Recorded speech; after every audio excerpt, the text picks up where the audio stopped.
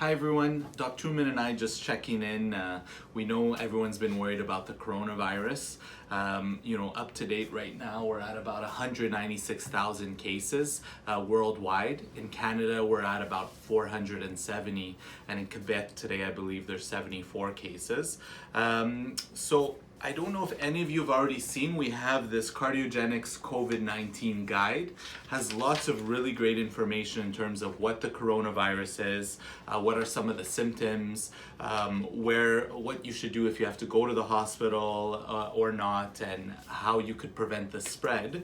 So if not, have a good look through it. There's lots of great info. But we thought we would just take a couple of minutes and go through some of the common questions that we've received over the last few days. For you guys. Thank you very much, Dr. Liello. So I never thought COVID or coronavirus would become part of my vocabulary, but unfortunately it has, and we're all here together bracing for the storm, and let's just be as prepared as we can. I think that's the best we can do. So the first questions that I had, Dr. Liello, they're basically on the same theme, so I'll read them both and then we'll answer them. I'm currently in Florida. Should I book a flight home? And also, what if my area has no coronavirus? I'm in a remote area, which is a less affected country. Is it safe for me to stay in Florida? So a multi-level complicated question, but we'll try to answer in general for all of our members and those people listening to this. As a general rule, if you listen to Prime Minister Trudeau, yes, you should come back as soon as you can. The definition of pandemic means that even if you're in a remote area or a part of Florida that doesn't have the virus at the moment, it will shortly have, and we think that might be within the next 1 to 2 weeks. Your decision to stay or come back is a very personal one. I'm telling most of my patients, yes, to come back immediately for many reasons, because borders are closing. It depends on what kind of private health insurance you have in case you do get sick in the States. I think most Canadian citizens would rather prefer to be here. Even if there's a quarantine here, they'd rather be quarantined in Montreal rather than overseas. And God forbid if anyone gets sick, well, we're here for you, and the healthcare here in Quebec and Canada is here for you. One of the questions that I got was, is it dangerous to be taking the metro? So this is a good question. Up till now, public transit hasn't been closed yet. What I will say is it's okay to be taking the metro if you absolutely need to be taking the metro, and with the following precautions. So I know it's not easy for everyone to be wearing gloves and a mask when they're taking the metro. But what I would say is at least to maintain 1 meter to 2 meters distance between you and the next passenger. Always make sure that you wash your hands after you've left any metro or bus or anything like that. Try to maintain that healthy kind of hygiene in terms of sneezing in your arm, coughing in your arm. And as of right now, this is kind of what it is. Yeah. Yeah, that's so true, and this segment will happen regularly because these kind of updates are going to change day to day and hour to hour, and the metros are still running now, but there may come a time, Dr. Liello, when the metros stop as numbers change. I got a couple of questions on how do I self-quarantine. What does it mean, and what if I live with other family members? Now, this one is a very big question. Again, high level, important question that we're getting a number of patients asking us that. This one is so important, Dr. Liello, that we are going to put together a pamphlet just dedicated to that.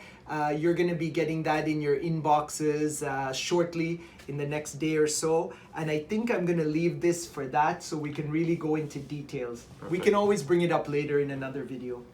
Another question I get is it really that important to self-quarantine? The short answer, absolutely. We know that the coronavirus spreads pretty quickly, and while you may be fine not having any symptoms, you could be carrying the virus and spreading it to more vulnerable populations. that would then kind of overload the clinics and hospitals and could even lead to more deaths. So I think that's a no-brainer, and just self-quarantine. This kind of brings up another question that people have been asking about, am I really worried about this? Isn't it flu season? People are seeing the flu a lot more than coronavirus, so why should I be any more worried about this? So there's a few key differences between the coronavirus and the flu. So one way that we could measure how fast a virus spreads is by looking at what's called the reproductive number, okay? The R naught. So the R naught for the coronavirus is 2.2. So what does that mean? That means if I have the coronavirus, I can now spread it to 2 more people, and then these 2 people could spread it to 2 more people, and as you can see, it's a bit of an exponential rise. So right now, if we have 500 people in Canada with coronavirus and they each spread it to 2 people, we could see how that number could quickly escalate. When it comes to the flu, the R naught number is about 1.3. So the coronavirus spreads twice as quickly compared to the flu. The other thing that we have to look at is the lethality, okay? So when we look at the flu, we know that it's lethal in about 0.1% of people. And now the earliest numbers that we have for coronavirus, they vary depending on your age and where you are, how many resources your country has. But on average, it's about 2 to 3%, and in some cases could be up to 15 to 20%. So this would mean that the coronavirus is about 20 to 30 times more lethal than the flu itself. So I don't treat this as the flu. I'm a little bit more concerned than this, and this is why we really insist that people, if they're having any symptoms, to self-isolate, and if things progress, to see their doctor or call the helplines that are available, 811 specifically. Wow, that is so important, and for sure more to come on that in our next segments. So I think we'll just close with, we are receiving a high volume of calls. The phone lines are blazing at Cardiogenix with this.